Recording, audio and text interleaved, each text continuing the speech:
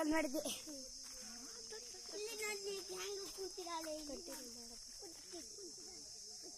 ನೋಡಿ ಫ್ರೆಂಡ್ಸ್, ಇವರೇ ನಮ್ಮ ಅಪ್ಪ ಹಾಗೂ ಅಮ್ಮ. ನೋಡಿ, ಇವರೇ ನಮ್ಮ ತಂಗಿ.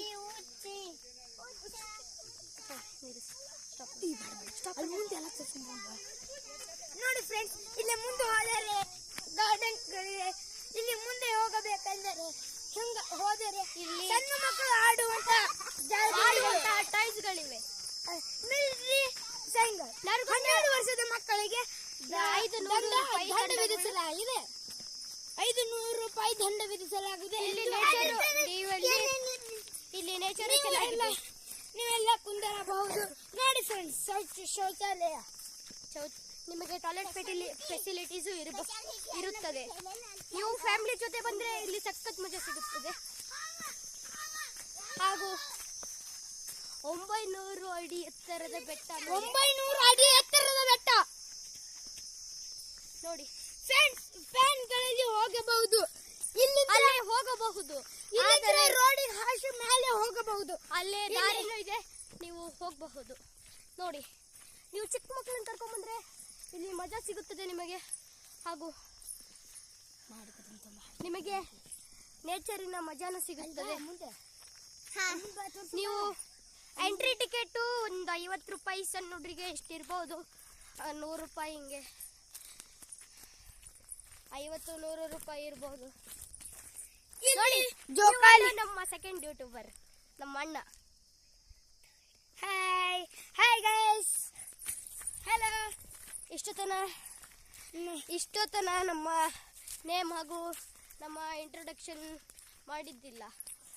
ಈಗ ನಮ್ಮ ಹೆಸರು ಚಂದ್ರಶೇಖರ್ ಬಸವರಾಜ್ ಕೈಗೋಡ್.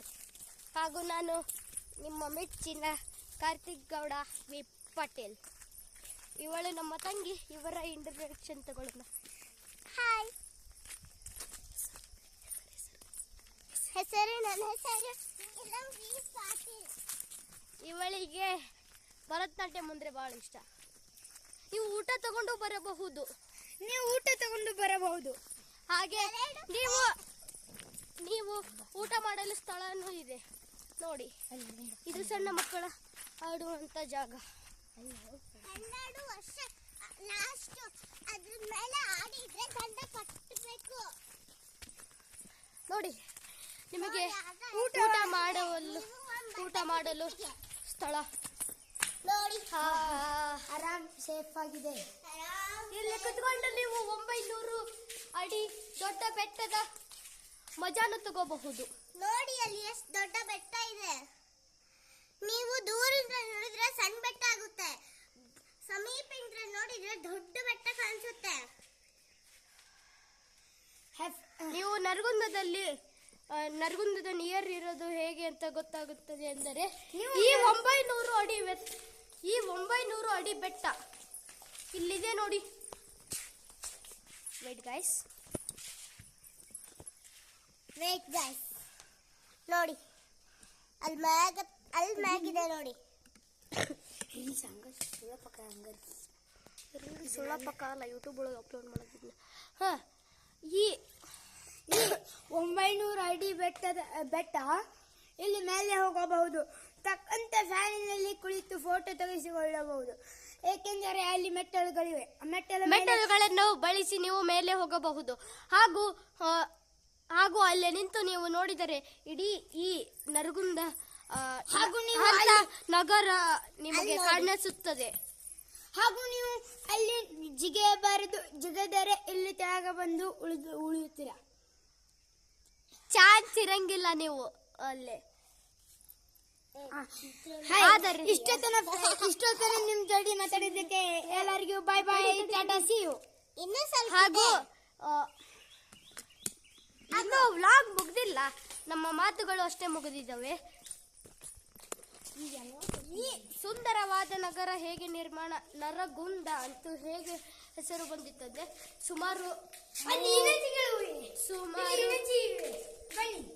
ಇಲ್ಲಿ ಎನಿಮಲ್ಸ್ ಜಾಸ್ತಿ ಇದೆ.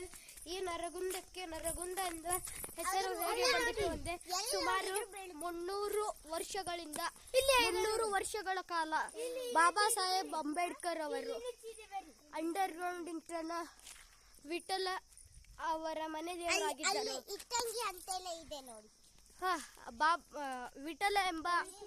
ವಿಠಲ ಎಂಬ ದೇವರು ಅವರ ಮನೆ ದೇವರು ಆಗಿದ್ದರು. ಹಾಗೂ ಅವರು ಮೇಲಿಂದ ಹೋದರೆ ಬ್ರಿಟಿಷರಿಗೆ ಸಿಗುತ್ತೇವೆ ಎಂದ ಭಯದಿಂದ ಮನೆಯಿಂದ ಅಂಡರ್ ಗ್ರೌಂಡ್ ಮಾಡಿದ್ದರು. ಆ ಅಂಡರ್ ಗ್ರೌಂಡ್ ನಿಂದ ಹೋಗುವಾಗ ಒಂದು ದಿನ ಅವರು ಬ್ರಿಟಿಷರ ಕೈಗೆ ಸಿಕ್ಕದು. ಆಗಲೇ ಒಬ್ರು ಅಜ್ಜಿ ಸಿಕ್ಕಿದ್ರಲ್ಲ, ಅವರೇ ನಮ್ಮ ಅಜ್ಜಿ. ಅವರು ಇಲ್ಲೇ ಇರುತ್ತಾರೆ. ಅವರ ಮಾತು ಕೇಳಿ ನಮಗೂ ಸಂತೋಷವಾಯಿತು. ಈ ನರಗುಂದ ಎಂಬ ಹಳ್ಳಿ ಎಂತ ಚೆನ್ನಾಗಿದೆ. ಇಷ್ಟು ತನ ನಿಮ್ಮ ಜೊತೆ ಮಾತಾಡಿದ್ದಕ್ಕೆ bye bye, see you, tata. ಹಾಗೂ ಇಲ್ಲಿ ಬರೋದಕ್ಕೆ ನಿಮಗೆ ಮಿನಿಮಮ್ ಹುಬ್ಳಿಯಿಂದ ಒಂದು 5 hours journey, 4 to 5 hours journey. Thank you friends. Meet you in the next vlog.